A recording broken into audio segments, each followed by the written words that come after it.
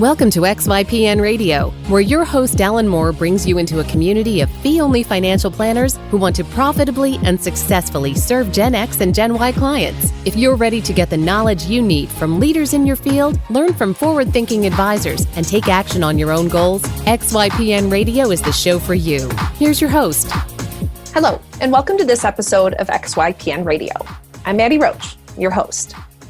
I'm excited to have the members of Rooted Planning Group, a firm started by XYPN member Amy Irvine, on the show today. During today's episode, you're going to hear from Amy's team, Carrie Bean, Kate Weckler, and Becky Eason, about their unique experiences joining a rapidly growing ensemble practice. Amy Irvine is a mentor at heart and always knew that she wanted to run a firm bigger than just herself.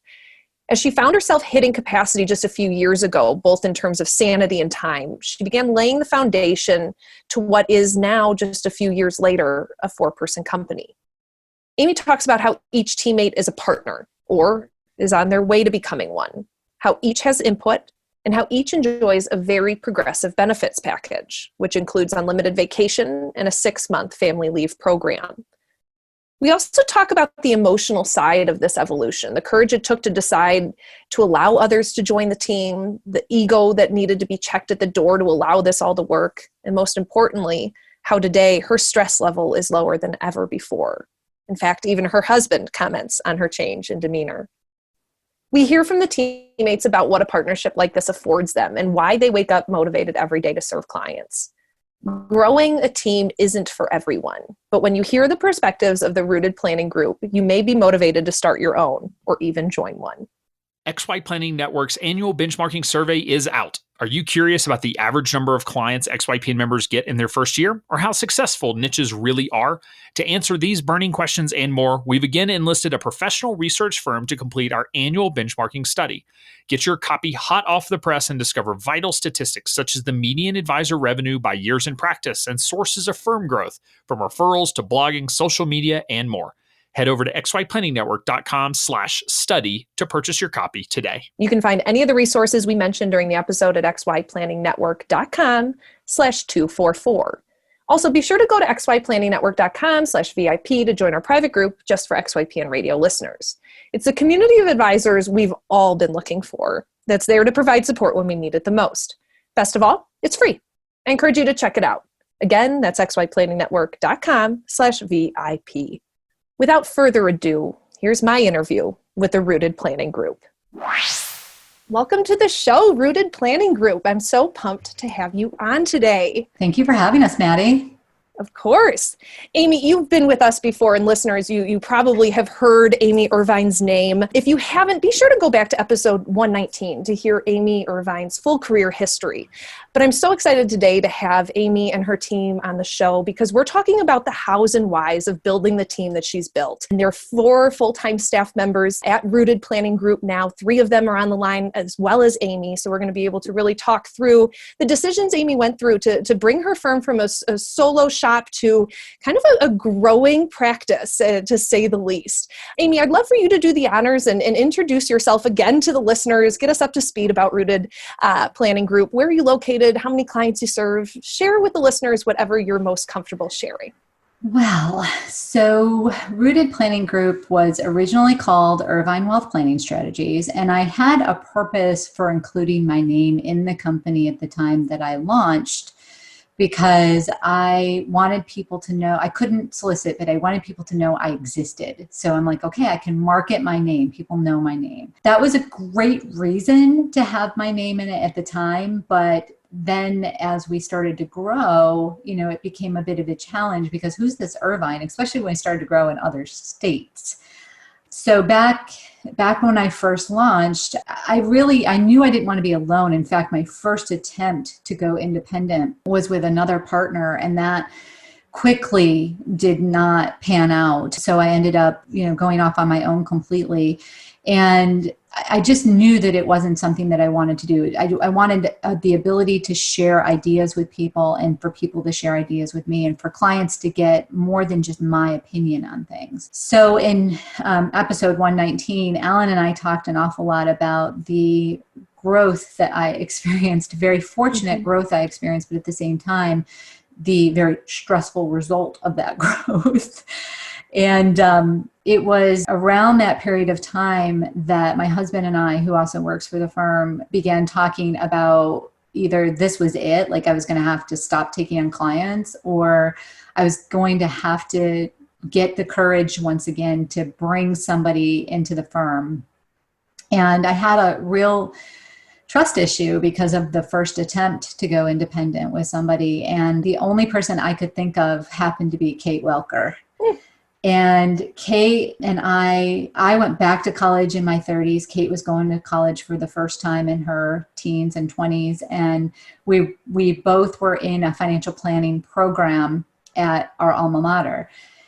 And she and I worked together for a little bit, and I knew her really well. I knew her philosophy. I knew her style. And as serendipity, I guess, would have it, I was at a football game watching my nephew play, and up walks Kate to the fence saying, "Hey, I've been cyber stalking you. What you been up to?"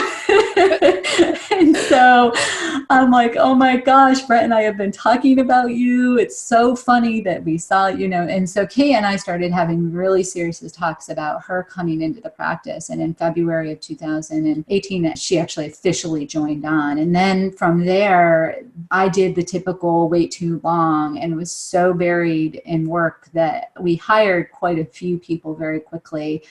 We've since scaled back just a little bit, but Becky did come on board about that same time, about 3 months later, and she was doing an internship for our alma mater. And so she joined us to finish out her internship, and we didn't let her go.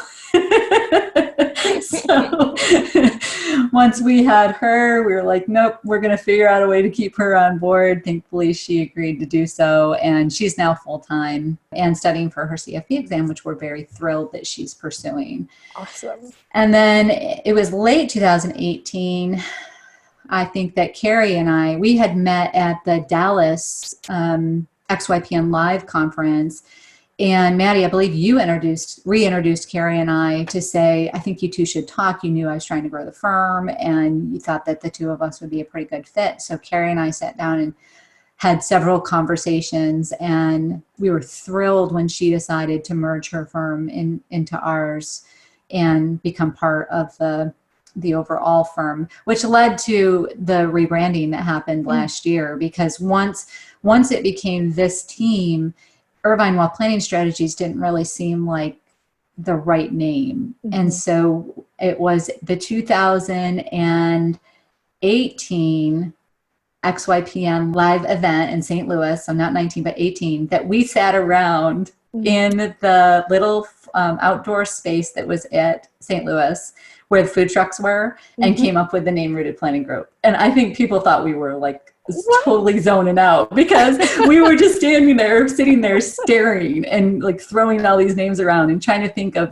what do we want to do? What do we want to do? And that it was at that particular event that we finally came up with what ultimately, I know we had all the parts at that point in time, and it was at that particular event. And then fast forward to 2019, we all shared a room or a townhome together and spent part of that event really brainstorming on how to take this firm to the next level. So we all was like a little sorority going on. We all had a hoot of a time. We ate, we drank, we laughed, we planned. It was phenomenal. But it was after that event that we really came together as, I think, an even more solid team to launch what our form is right now.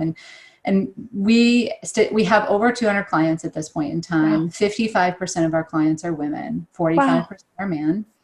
74% of our clients are married, so 26 are single, 64% are actively working, 36 are retired, and the average age of our client is 48.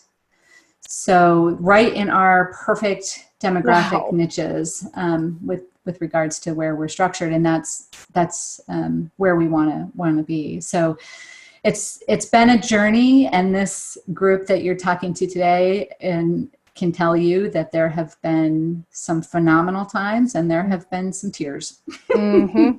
I hear that. I loved how you were able to just drop those stats about your firm. That, my friends, our listeners, that is how you run a good firm. Thank you so much for that perspective of kind of what brought you to this point of really having kind of an ensemble practice, as you call it. I want to unpack it a lot more over the next 45 or so minutes, but I want to give each of your awesome teammates a chance to kind of get the listeners up to speed about their backgrounds and kind of up to the point of joining your firm. Kate, I would love to start with you, since I think now a football game is potentially the best location ever. I've heard of folks kind of deciding to team up together. Kate, walk the listeners through kind of your journey into this industry. Okay, so as Amy mentioned, I did get a degree in this. So I decided in college to pursue financial planning. It was not the first thing I decided upon. I went through a lot of variations, I think, as a lot of 18, 19, 20-year-olds do. I knew I wanted to be a professional, but what I didn't know. I went through medical field. I went through the law field a little bit. I actually had a humanities degree, which didn't do a whole lot for my advancement in college. And someone mentioned this program called financial planning. I also happened to have a scholarship at the college I was at, so I could stay for another 2 years and get a bachelor's degree in financial planning. So I chose to stay and do that. And that is where I met Amy and kind of pursued from there. As she mentioned, we worked briefly together right out of college. I got into a position that I thought was going to be true planning, and it ended up being a typical sales position. Very high pressure. As time went on, there was a merger. It was not for me. I stink at sales in that regard. I knew quickly it was not what I needed to do. I was just sick at night, every night, things going on. So I resigned from that position and ended up working in a small firm that was fee-based at the time, doing more traditional planning that I had wanted to do and what I went to school for. Worked there for a few years until I was expecting my first child.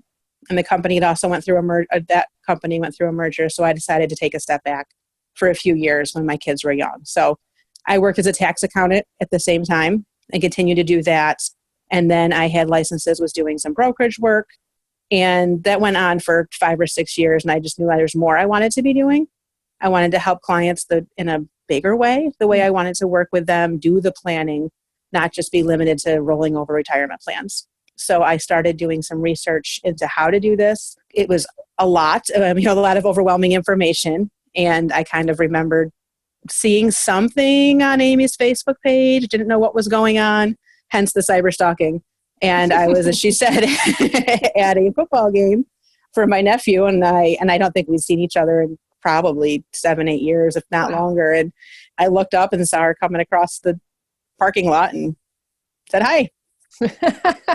Time to work together. Yeah, that's kind of what happened. That's great, Kate. Thank you so much for sharing. Becky, I'm interested in your background and what brought you up to this point of working with this team. Yeah, so I went to college and I initially thought I wanted to go into insurance.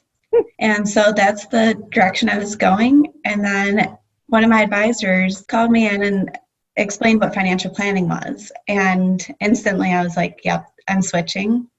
And so I switched into the financial planning program that both Amy and Kate graduated from. And then I had a different professor who said, for the internship, you should really reach out to Amy Irvine.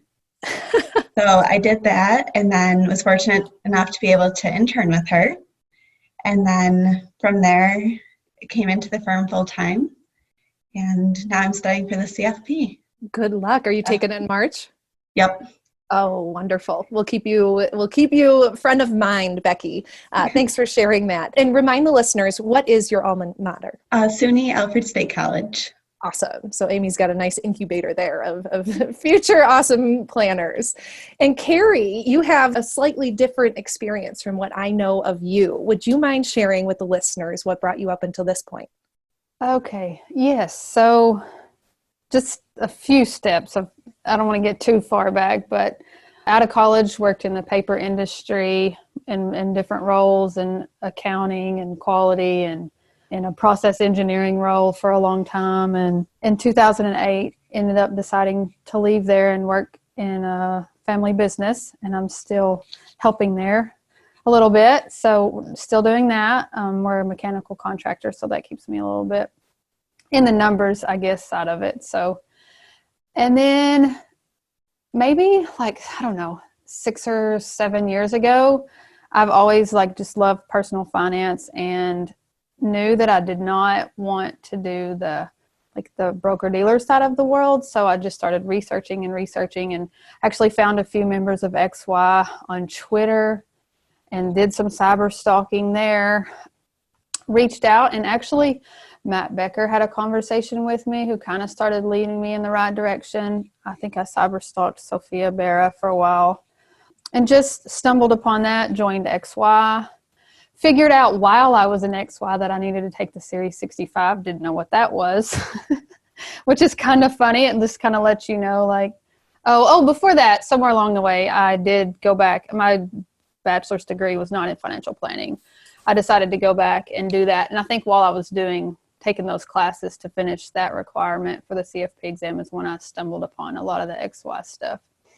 So stumbled along there, ended up going ahead and taking the Series 65 and became legal and had been financial planning, but working full-time with a couple of kids, trying to start a business and study for the CFP exam became a little much. So I just decided to just work and have my family and study for the CFP exam. So I didn't focus on the business for a while.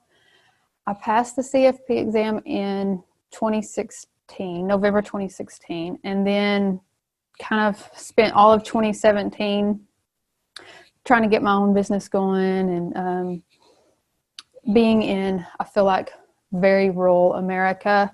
I was a lot harder than I thought.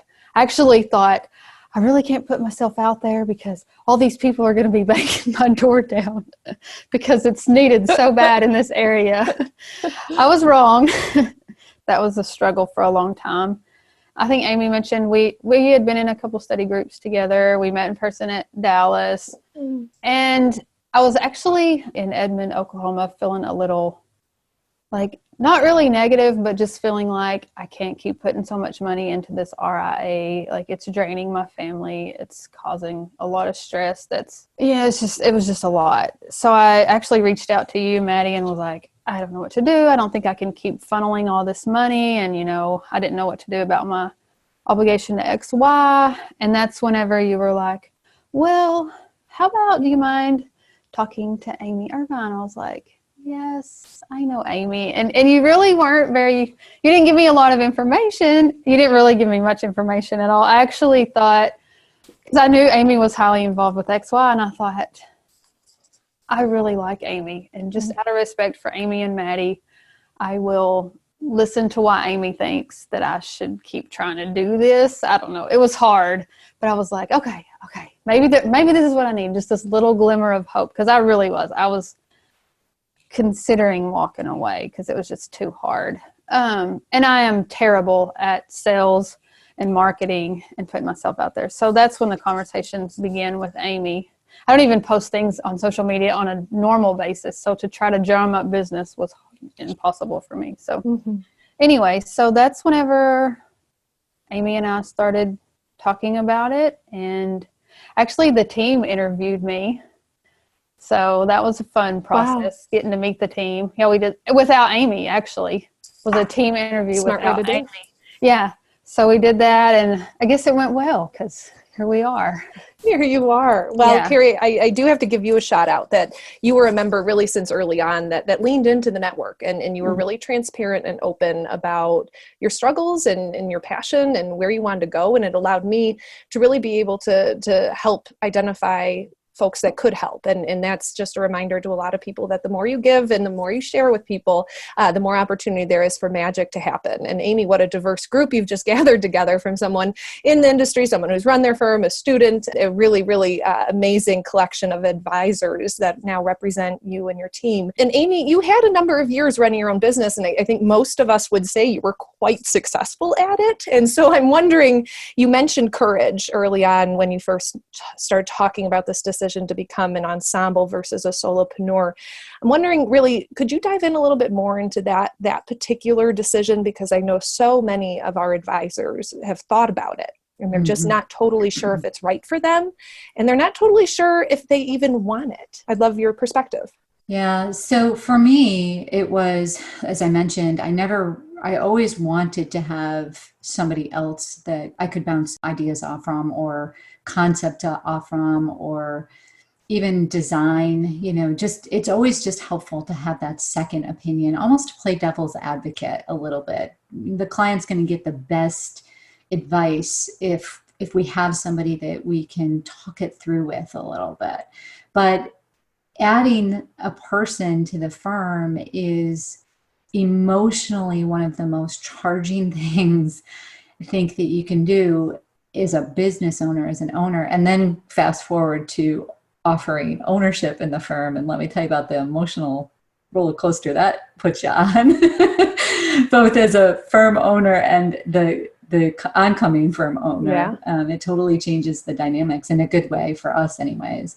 But it was a journey to be able, I'm so glad that Kate was available and that the trust was there, because once I did it with Kate, I was like, okay, this isn't so bad. And then Becky was such a gem of light. And so I feel so sorry for the girl because she's so much like me that I just don't know what to do about it. I'm like, oh, poor Colin, because I just know what it's like. And, she just was such a ray of light and such a sponge. And it lit a light in me that had sort of fizzled a little bit, in the sense of remembering what it was like. And when you're in the business for 20 some years, you absolutely forget where you started. You just absolutely forget. And then to have that opportunity and have that sponge sitting next to you and, learning about our profession in the right way, just the right way,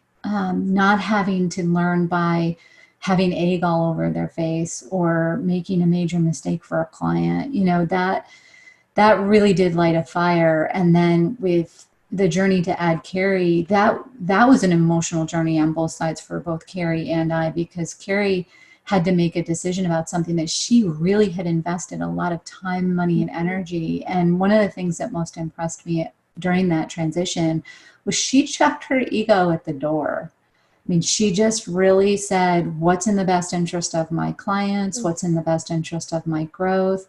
What's in the best interest of what I want to do long term? And I think that's probably one of the biggest struggles in merging or combining, is checking the egos at the door, because it's hard when you've been your own. And I joke all the time, I'm like, I'm totally unemployable at this point in time, because I don't think I could work for somebody having done this for 5 years. I just don't think I could do it. But you got to check that ego at the door. And that for Carrie, she did it right off the bat. I mean, she totally checked that box. And we talked about the emotion that she was going through. And I think that's the biggest thing, the courage to have those conversations that are vulnerable on all sides. When we started adding ownership talk to the table, I was right up front and I said, I gotta tell you guys, this is really hard for me. This is something that it's, I'm getting over it. Like, I'm working through it, but I just need you to know where I am emotionally with this. This is like when you have a child and that child goes off and marries somebody. Okay. You're putting your child with somebody else, and you still have that connection, but there's something that's there that you're also sort of quote unquote releasing. And so that courage has to be reminded sometimes, like, you want this because, and you have to check the ego, and that those two have to come together, I think, to make it work. Yeah, well said. I think about this ego of ours all the time. Not only am I constantly fighting my own, but I hear it in members all the time that it really is the ego that can get in the way of both your development, but also of opportunities, of being available, kind of allowing the energy to leave you, that you are available for change, and what what's unexpected requires you to check the ego at the door. And I'm really happy to hear, Carrie, that was how you approached it. Kate, I'd love to ask you kind of what was, as the first hire into this team and the first person that Amy identified as a trustworthy partner, What was it like? Were you nervous coming into the partnership? Had you worked in a relationship like this? What was going through your mind? Yeah, I would say there were definitely some nerves involved. Just anything new you're going to be, I think, a level of nervous. And there's always that question of what do I bring to the table when someone's willing to take you in as well? And how can I help? Amy and I had a lot of phone calls beforehand, just sitting, I'd go hide in my bedroom because it was usually in the evening when the kids and the, family were all home, and just go through a lot of questions. I had been in one position that did not end well. I kind of skipped through my history. It just, things were really a lot of, I wouldn't say even promises broken, but expectations. So you have a little wariness going into it, even though I had a lot of trust in Amy. So initially I had a lot of questions about autonomy, kind of, can I still do my own thing? And that, I think, initially was what we were sort of thinking was, we'll plug in, we're there to bounce ideas off each other, but kind of do our own thing, support where we can. That's come full circle now. Thankfully, we are a much better firm now, and everyone is much happier and more productive. But that was one of the initial things for me, was just having the ability to work with my clients that I had brought in if I wanted to, or develop that way, and then just learning how to grow as a firm. What was the direction we were going to start growing in? Awesome. And Carrie, did you keep your clients when you joined Amy's firm? Was that part of the agreement that as an established advisor joining this team, that was going to be something that you brought in? Yes. Yep. We carried them all over and grandfathered them in, and wow. I would say the majority of them are still with us today. And I think now that we are set up as a team, they're better off because it's just more than me. So, yeah. And some of them have got to see that firsthand already. Not everyone has met the whole team, but some of my clients have met Amy, some of them in person. Amy's been here. So that's been a great experience. So yeah, yes. To answer your question, yes, they all came. I love seeing the different options that exist. We thinking in a vacuum or in a funnel keeps us from looking at what could really add to the business, and allowing an advisor to join the team, keep the clients, establish a new relationship, really can build on camaraderie with the clients, but also for the emotional side for you, Carrie, that was hard work that you had put in, and some big wins that you were able to bring to the team on your brag sheet. Becky, would you mind talking about kind of accountabilities? It sounds like you guys aren't in your silos, but I would love to hear how do you break this all up? Who serves who? Yeah, so it's pretty awesome. We all work very closely together. And so like prepping for meetings, we use Slack a lot to kind of, message each other back and forth and get an update on where each meeting stands. And so it's really very team focused. And, wherever help is needed, you reach out or just step in, and anyone does whatever needs to be done. Wow, that's great. Go ahead, Amy. We also meet once a week to do like prep meetings. So Becky is not giving herself near enough credit in this conversation at the moment. So I'm just going to step in and say, without her, there are moments like when she was last week, she had stepped away for a few days to go to a training class, and we miss her when she's preoccupied on vacation or whatever it might be. But we do meet a couple times a week to do prep meetings for our clients. And she is a real driving force and kind of is the glue that keeps us all together, because a lot of the preparation is done when we come to these meetings, and it's more the analytical side of it that we're putting together. So it's not putting all that data into place at that point in time. It's coming and looking at it, or it's having her do some research on something so that we are prepared for the meeting. And she just knows the system. I mean, one of the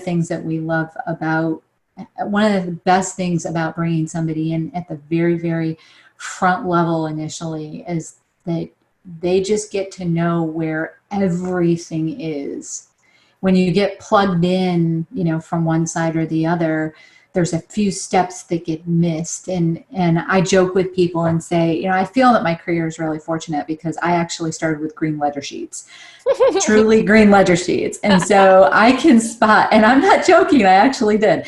And so I can spot calculations being off because I know what to look for. I know the math behind everything. Well, Becky knows the math behind everything because she has been in that role and has worked up into even starting to take on her own clients. But the point is that, she's not giving herself enough credit here. And so I just want to make sure that people understand having a critical person like that.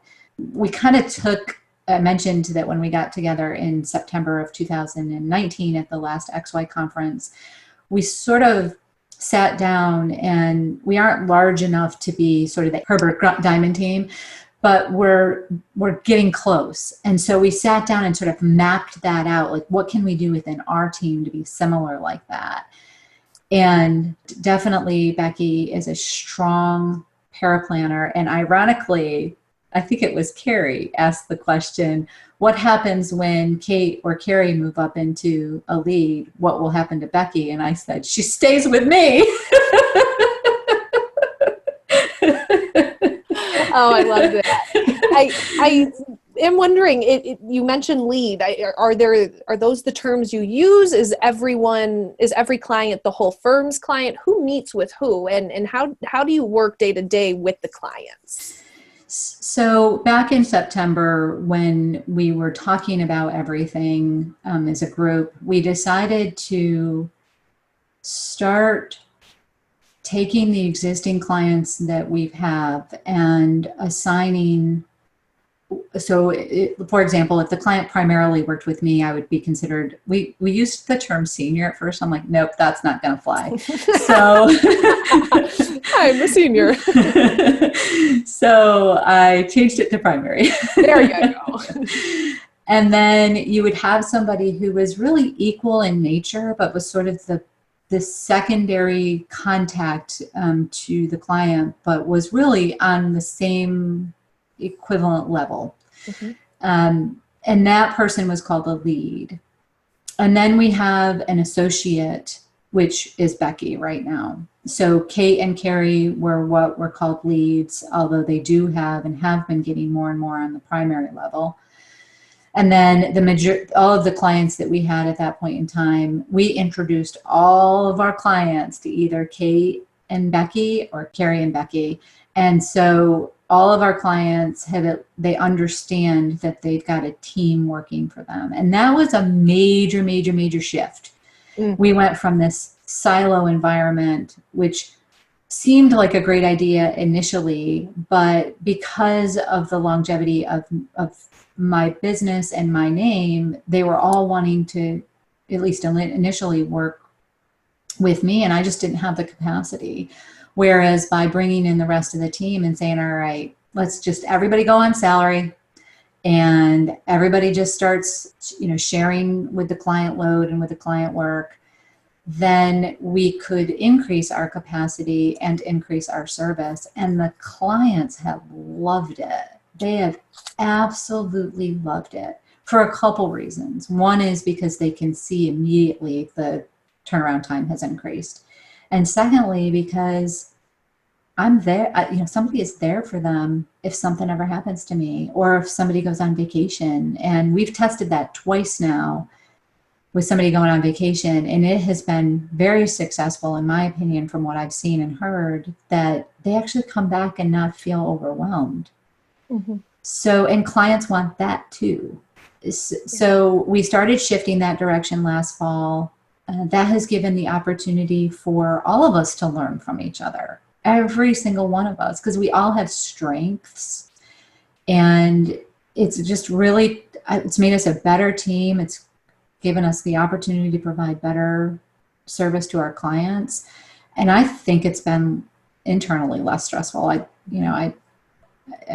know we're sitting here looking at heads nod, but you can ask the questions around the team, but I know I'm less stressful, so that's probably trickling down. Mm-hmm.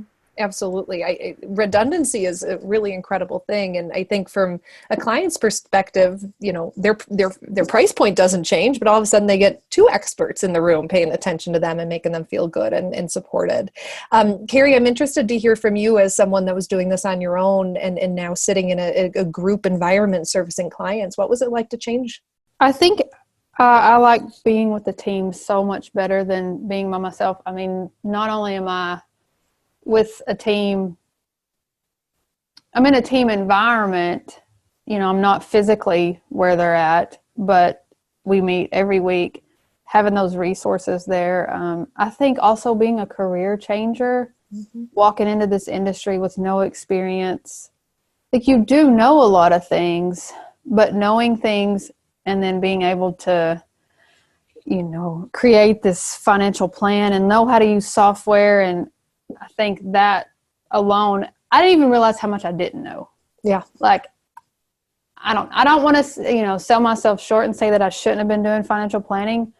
But when I walked in and started doing the teamwork, and now I'm working with Becky and Amy and even Kate and I, like just the things that I didn't know. And it may not be that I didn't know it because I didn't study it for the CFP exam. Sometimes it's a software thing. And it's like, Amy can look at the cash flow and like see something. And to me, I'll just look at it like, it just looks like a whole bunch of numbers. It overwhelmed me.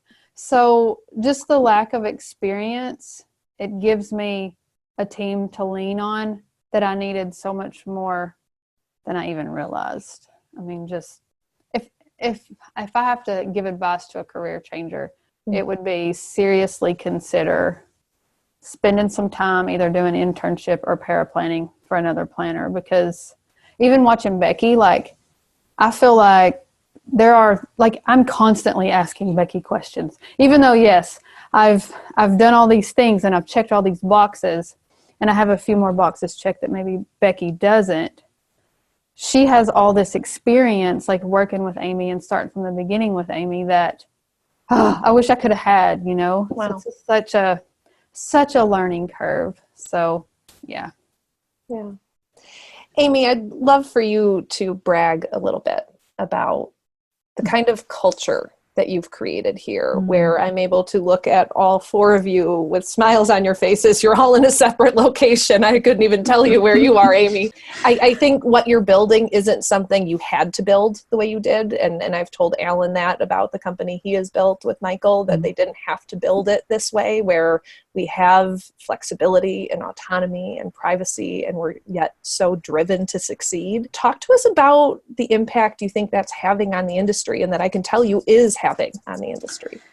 Well, it was interesting. I just spent 3 days at TD Ameritrade talking to some folks, and I am reminded when I go to those kinds of conferences how progressive very good word I have decided to be. And one of the things that I knew very early on, and I think, again, Kate was a great start because she's got 2 kids. And one of the things that I always saw when I worked at any corporate job was that it didn't matter. Family didn't matter. They might say that it mattered, but it really didn't matter. And having grown up with a single mom who had to work and couldn't attend a lot of things, she really did try, but it was just very hard for her. Things were very limited. So when Kate and I were having those initial discussions, that autonomy was very important to Kate, and I heard it loud and clear. And even with the shift of the ensemble, it's still a very, very important thing that we have enormous flexibility, because like you said, you never know where I am when you call me. Today I happen to be in Florida, and sometimes I'm in New York. I might be out with Carrie. I may be with clients in Massachusetts. Who knows? So I wanted to make sure that life was the first thing that was important. One of the major reasons I started this firm was because I wanted some flexibility in my life. I had lost 2 family members very, very close to me in a very short period of time. You just never know when you're going to leave this planet. And I just didn't want to spend the rest of my life like answering to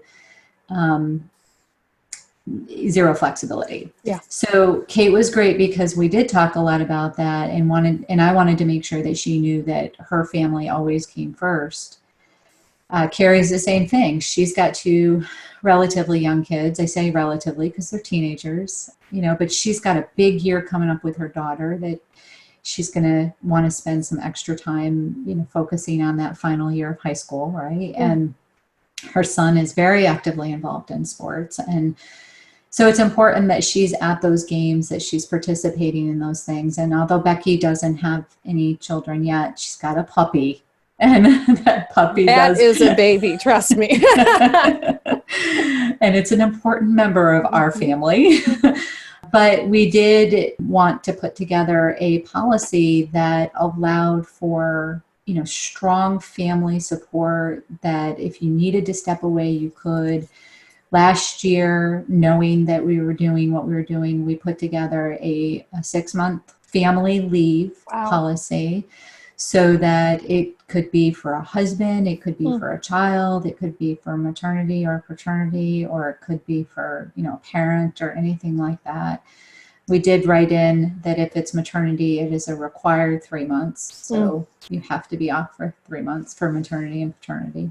I recently heard something I was listening to, and I kind of liked the idea. And this is the first time this team is going to hear this, but I thought it was really neat is that for, I think it was in the Netherlands, they do like a 1 month leave before you go off on maternity so that you can actually have, rest time, because you're very uncomfortable during that period of time, from what I've been told. So, allowing somebody to take that month off before, Kate really had her second pregnancy, especially, was a really rough pregnancy. So she's shaking her head. I'm sure she's relating to what I'm saying. But it's that culture of making sure that we take care of our own just as much as we take care of our clients. And that might mean calling me on the carpet if I have a bad day or say something that I shouldn't, or it might mean being compassionate with each other, when there are those bad days, and saying, what's going on? Hey, you know what? Let me take that. I got your back. It is about making sure that each other is taken care of. And it's about making sure that those that come on board understand that, because anybody that's, gets upset because of somebody taking time off to be with a family member that's in need of care, they're not going to work out in our culture. It's not going to fit. Wow. And that's just one part of the culture that you've built. My understanding is that people really have some flexibility in how they spend their time and where they are, and all of these things that I think, Alan early on always said, when you're at an office, you're only doing 17 hours of work a week, if that. And especially if you've got things on your heart and conscience, being able to focus in an environment that isn't supportive, it's a lose-lose for everyone. Kate, I'd love to ask you, I think that's really impressive of you and courageous to kind of approach Amy with this in the conversation and say that this was important to you. I don't know if that's something that 6 years ago I would have come to a negotiation table and said. Why did you say that? And did you ask and place the emphasis on that you did, that ultimately helped Amy have the courage to do what she's doing in terms of the benefits she offers? Yeah, so Amy's comment early on that she'd make a really bad employee at this point. It's not quite, or would it be employable? It's not quite the same, but close. Partly I have worked for someone, and I've continued to do some work there. I do think I make a good employee when I need to, but that's not the direction I really wanted to take my life.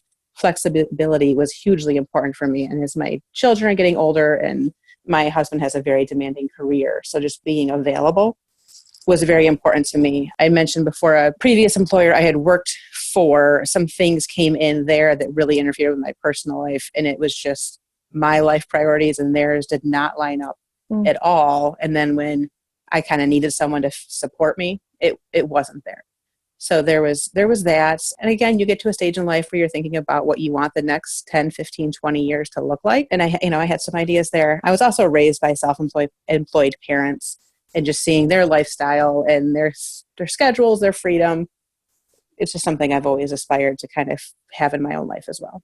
Wow. If more of us could speak up about that and bring that to the table, What a change we could all make. I have hard conversations with friends even to this day that know the kind of work environment we have at XYPN and they don't. And I keep urging them, show them if anyone picks up a book that's been written in the past decade, they know that this kind of environment is what breeds good work and higher profits and things like that. But it seems like so many people are still in the Stone Age. Amy. Yeah. And I was just going to say, there's times that you are up because you make the choice to. You might be up at 6 a.m. working on a case, or 11 p.m. depending on your preference. But that means at 2 o'clock in the afternoon, I'm picking up my kids early from school or having an hour to clean my house with no one around. Just whatever you need at that point. Yeah. And I think it brings a real energy to the work that you do because of how happy you are that you were able to go do that other thing. And I've always felt like it really improved my work, that XY got better work from me because of it. Amy, I know the transition to partnership, ownership, in fact, was something emotional and hard and not something everyone chooses to do. And whether it's right or wrong, talk to the listeners kind of in detail about what the structure was before and then what prompted the current structure. Well, I mean, I owned the business at 100% level previously, and there were a couple of things that made me want to be, first of all, I wanted it to be bigger than me. I mean, that's really bottom line. I wanted it to be bigger than me. And I wanted to have, I think I've always, and please interrupt me if I'm wrong, Kate and Carrie and Becky, but I think I've always sought input from everybody, even prior to the ownership. But when you start talking about building a business that is going to be much longer than you're going to be alive on this planet, the business could continue to operate, then you can't do that unless you start to think about transferring some of that ownership. And in our case, I sat down with Kate and Carrie and I said, look, do you guys want to be owners? And they both said yes. And I said, okay, there's two ways we can do this. You can buy in or you can earn in. And both said, well, I think I'd like to earn in. All right, we can do that. Wow. And then and it was through a phantom stock concept. So if we do this, you earn this, right? So it's that vesting of some phantom stock that's created at each goal year that you can earn in on. And our goals are around retention. I think if you focus on retention, your growth kind of follows. So we focused on retention. And then we talked further and said, okay, so each year we'll present this, phantom stock at the beginning of each year, and then you can just keep earning more. And then when we were talking about, for example, Becky, taking the CFP exam is one of the most, the most time-sucking thing one of the most time-sucking things in your life you'll ever do. It's so worth it because the knowledge that you gain, but for approximately 3 to 6 months, you're just going to be focused on that. And that's pretty much what you're going to be focused on. So when we were talking about ownership, we collectively agreed that if Becky would sit for, she doesn't have to pass it, but if she would sit for the CFP exam, then she could earn in on some ownership as well. So at the end of this year, beginning of 2021, the 4 of us will all be owners at that point in time. And for me, that when you have really good people that you're working with and you need to reward them, and when you're a small firm, that's really hard. You can do conferences and you can do, like for Becky, we're trying to get her to take every Friday off to study. Do it. We're trying to encourage her in every way, shape, or form because none of us had that, right? So we want to make sure, I guess the bottom line is we want to make sure that some of the things that we didn't have, that truly the next generation of financial planner that joins our firm can stand on our shoulders instead of having to, do it the hardest way possible under the sun. Just because I had to do it that way, I don't want the next generation to have to do it that way. I want them to work hard, but I don't want them to feel like they really can't have a life. And I know for Kate, that was one of the reasons why she put off taking the CFP exam until she was part of our firm, because she didn't have the flexibility back then to be able to take that time and study when she would need to. And so this year with Kate and Carrie coming on, it was January, I think it was January 2nd, and I started sending out some stuff to Kate and Carrie, like, okay, gals, let's talk about this. and their emotional journey to make this decision too, because they're now committed to this organization. They're not employees, they're owners. And that changes the way you look at things. Sure does. I was chatting with Alan before I stepped in here to record, and he mentioned that he was talking to you about the sabbatical program. And the importance of setting the tone from the top, and how that may have made you squirm a little bit thinking about taking a month off. Becky, I would love to. There was a lot of squirming in that conversation. Well, I'm so glad that Alan ended up taking his sabbatical after mine. It would have fallen flat to see just one employee take it and not the owner. And I'll tell you, Alan is a different person because of it. I mean, he's come back to work really, really different and for the better. Becky, sounds like you've gotten a pretty wonderful gig here, and you're sitting comfortable with some incredible women. What has this opportunity afforded you that maybe you wouldn't have had otherwise? I'd love to hear from you. There's been so much opportunity. I mean, just even from the knowledge standpoint, to have 3 very knowledgeable people to go to and, people to lean on. I mean, at the review class I was just listening to structures of everyone in the room. And I was just sitting there thinking, wow, like I have it so good. Like, this is wonderful. This is awesome. And there was one person I was talking to, and after he heard about like our firm and XYPN network in general, he was like, oh, that's really cool. He goes, I'm going to look into that. So like, it's pretty awesome. That's wonderful. And I think that in 10 years, if we were all to jump back on a call together, this industry is going to be way different because people like you guys exist. Kate, let us know what have you been able to achieve? What have you done? What opportunities have you been afforded because of this leap that you took with Amy just a couple years back? Big question. When Becky says so much, there's so much there. I think the big thing is being able to find clients we like to work with. You never feel like you have to take someone in because you're meeting a sales quotient or my GDC is not high enough. There's complete freedom in that regard. And we work with really incredible people. The relationships that we get to develop because of how we work with them, it's very intimate when you get into their finances and you're developing a comprehensive look at them. You have to know them. They have to trust you. I have a client I meet with in particular. It tends to be early Mondays, and it just sets a tone for the week. We usually go way over what time we're allotted, but that's okay.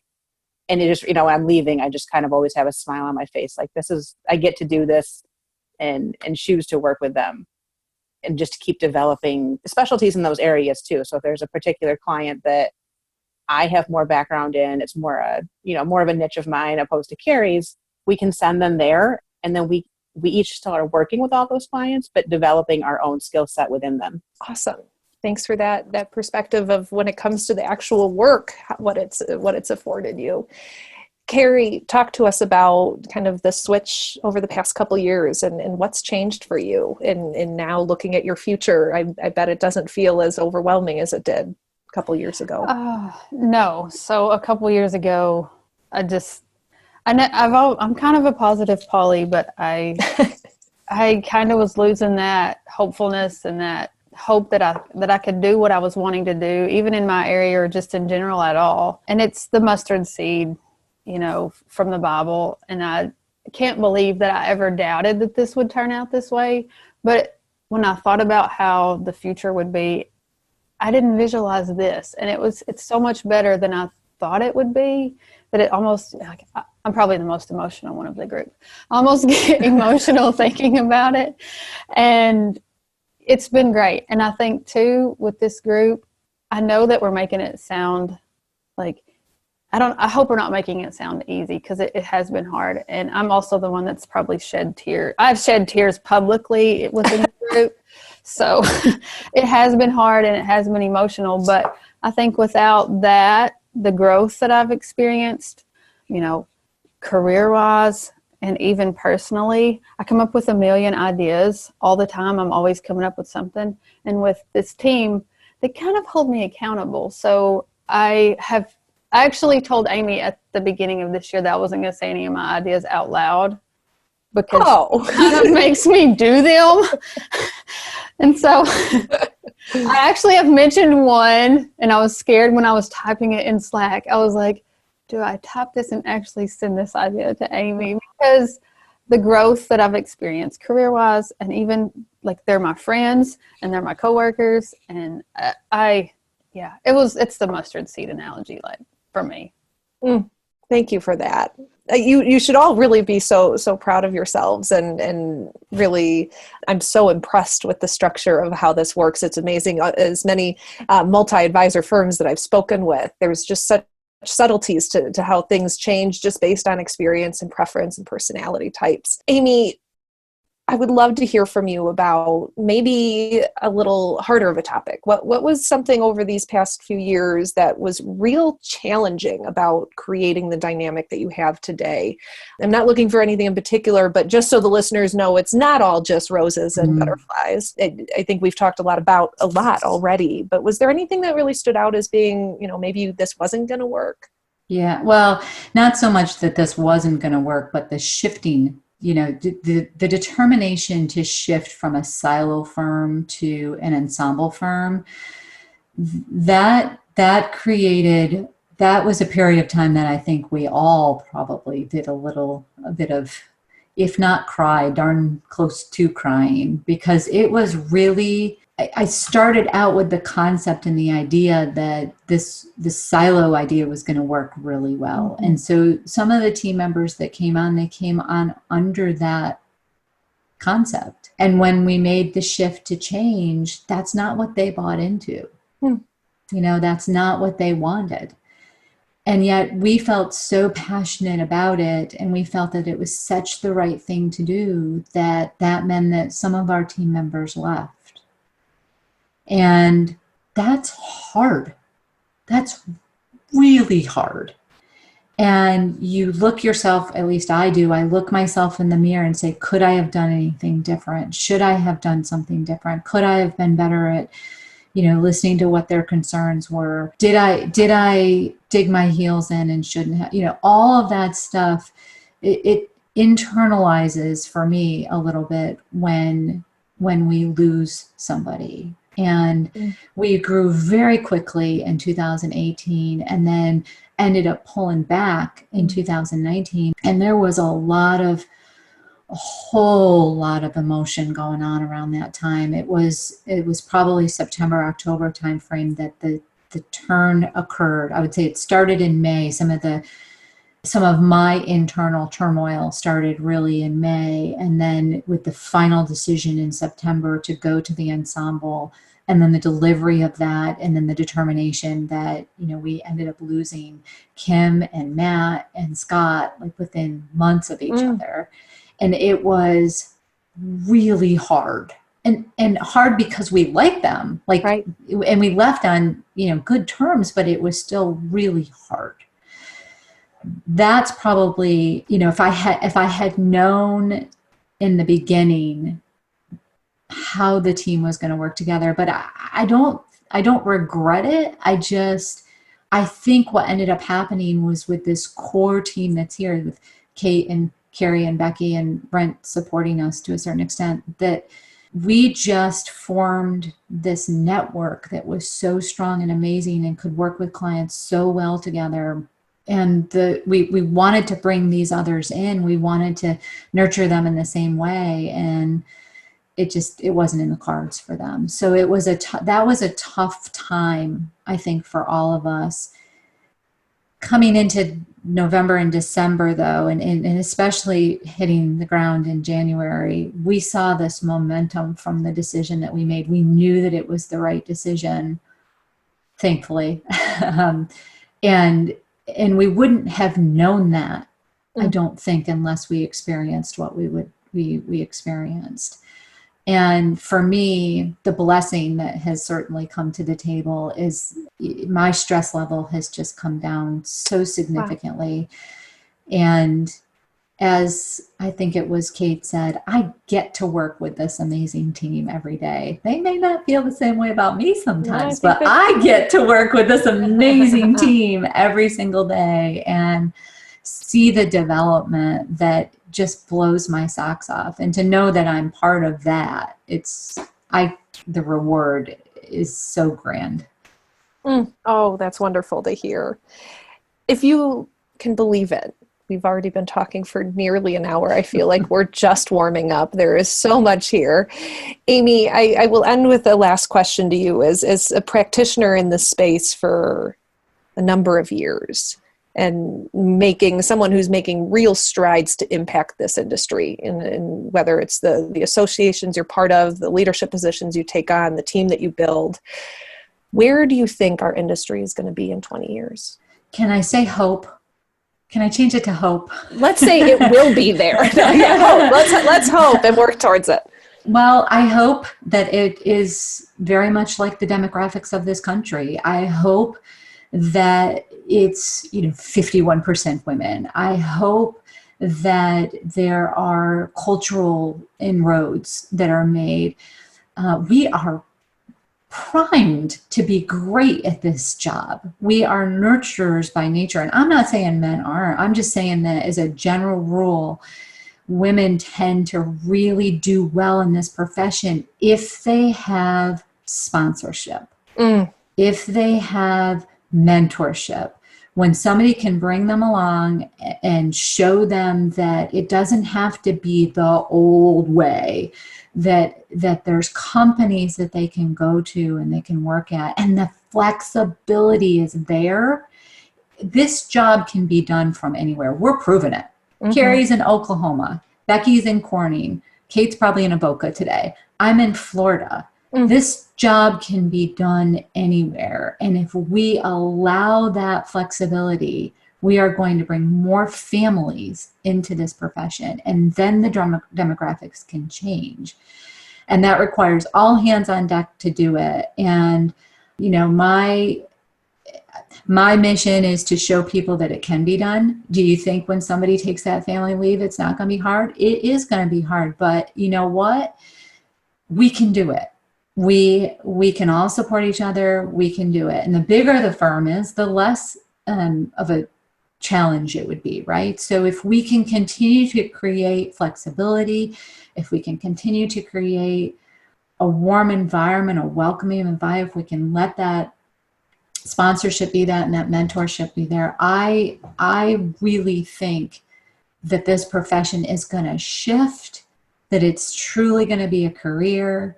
It's going to be a great place to build a wonderful life doing the things that we love to do. And, I hope that the things we are doing and the models we are setting are just a launching board for what's to come next. Yeah.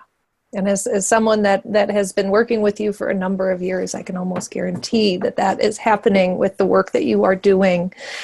All of you, thank you so much for being on the show today. I think our listeners are going to be really impressed with each and every one of you, but also inspired to what our future holds as an industry and as a community, and hopefully as a nation, as we begin to let financial planning seep into the houses of Americans around our country. So thank you so much, Amy. I hope to be able to have this team on again in the future and dig deeper. And listeners, if you have questions, bring it to the VIP group. I would love to make sure those questions are answered. We've touched on so much. With that, everyone have a wonderful, safe, and happy day.